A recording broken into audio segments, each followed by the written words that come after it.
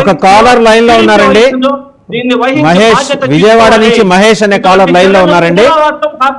శ్రీకాంత్ గారు, let us take calls అండి. మహేష్ గారు విజయవాడ నుంచి లైన్ లో ఉన్నారండి, ఒకసారి వారు మాట్లాడతారు. మహేష్ గారు నమస్కారం, మాట్లాడండి. సార్ నమస్తే అండి. ప్యానల్లో ఉన్న సభ్యులందరికీ నమస్తే అండి. అందరికి వైకుంఠ ఏకాదశి శుభాకాంక్షలు అండి. మాట్లాడండి సార్ నమస్తే అండి. ప్యానల్లో ఉన్న సభ్యులందరికీ నమస్తే అండి.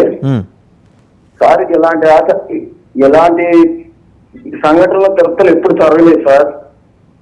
దీన్ని కొద్దిగా ప్రభుత్వం సీరియస్ గా తీసుకొని వాళ్ళ తిరుపతికి రావాలంటే మా భక్తులకి మాకు కూడా భయం వేస్తుంది సార్. ఇలా రావాలంటే వైకుంఠ ఏకాదశి రోజు మీకు చెప్తున్నారు సార్, 99 టీవీ తరఫున కొద్దిగా సీరియస్ గా యాక్షన్ తీసుకోమని చెప్పండి సార్. రైట్ అండి శ్రీనివాస్ చౌదరి గారు. సో ఇదండి కంప్లీట్ కాలేదు. చంద్రబాబు నాయుడు గారు మాట్లాడుతూ ఇది ఆనవాయితీగా జరుగుతున్నది అంటున్నారు. 10 రోజులు ఎందుకు అని ప్రశ్నిస్తున్నారు. ఈ ఆనవాయితీని మీ ప్రభుత్వం వచ్చింది, కూటమి ప్రభుత్వం మీ చేతికి వచ్చింది, మార్చుకోవచ్చు కదా. ఇప్పుడు అదే అడగబోతున్నాను నేను శ్రీనివాస్ చౌదరి గారిని. ఎప్పుడు వైఎస్ఆర్ కాంగ్రెస్ పార్టీ జగన్మోహన్ రెడ్డి మీద మీరు ఏడుస్తూ మరో కాలర్ అండి మణికుమార్, తిరుపతి నుంచి మణికుమార్ గారు లైన్ లో ఉన్నారు. ఒకసారి వారు మాట్లాడేది ఫణికుమార్ గారు. రైట్, మాట్లాడండి. హలో నమస్తే, మాట్లాడండి. అవును, నేను తిరుపతి నుంచి మాట్లాడుతున్నానండి. చెప్పండి. ఇంతకుముందు 2 days ఉంది కానీ ఈ వైసీపీ వాళ్ళు 10 days ఎందుకు చేశారు దీన్ని? లాస్ట్ 5 years కూడా వీళ్ళు ఎందుకు గ్రౌండ్ లో వాటి ఇవ్వాల్సి వచ్చింది? ఇది వీళ్ళు చేసిన తప్పుదనం కదా. రైట్.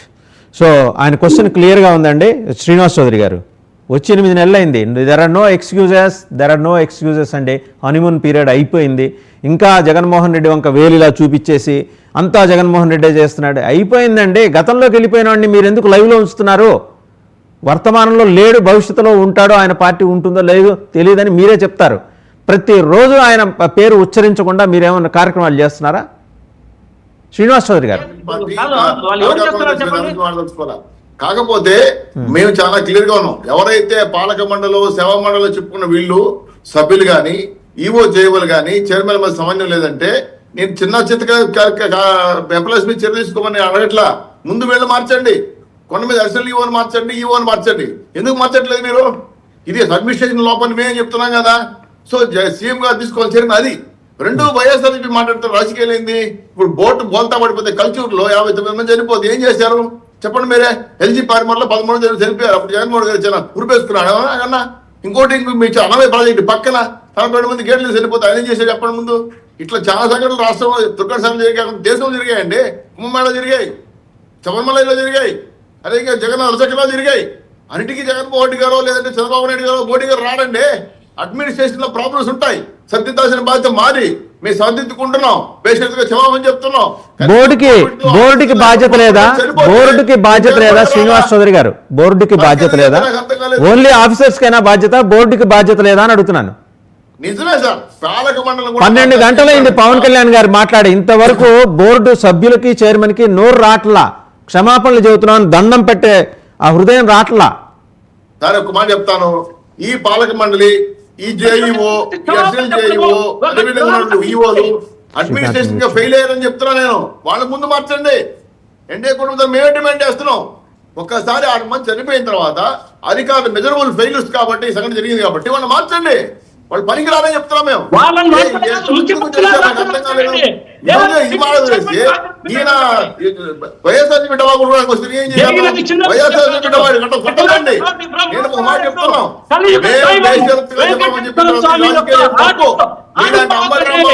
లేదంటే సోనియా గారు బయటకు వచ్చి మైకులో గ్రూప్ మీడియా సైకో బ్యాచ్ నుంచి దుర్మార్గ రాజకీయాలు చేయదండి. చాలా స్పష్టంగా దేవుడి కార్యక్రమం.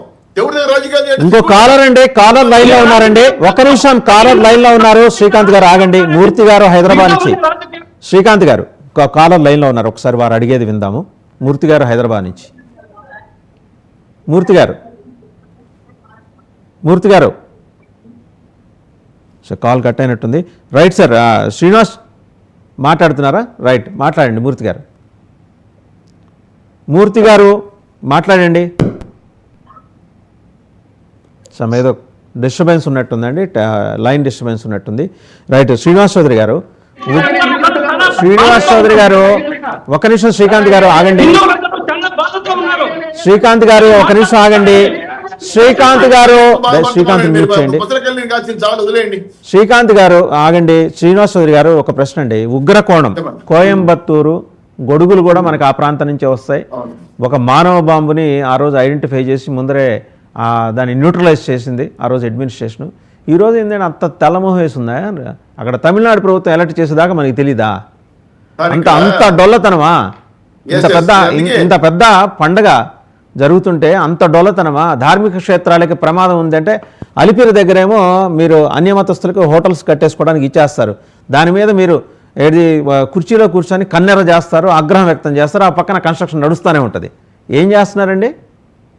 నిజమే, ఎందుకంటే అలిపి దగ్గర కాదు, కొంచెం దూరంలో ఈ మీరా బాయ్ అయిన ఒక ఆవిడ ముస్లిం ఏదో తన పేరు నాకు గుర్తు రావట్లేదు, మదర్సాలు కడుతున్నారు, దాని మీద కోర్టుకు వెళ్ళారు. నేను అదే సరే 5 స్టార్ హోటల్ సంగతి అడుగుతున్నా నేను.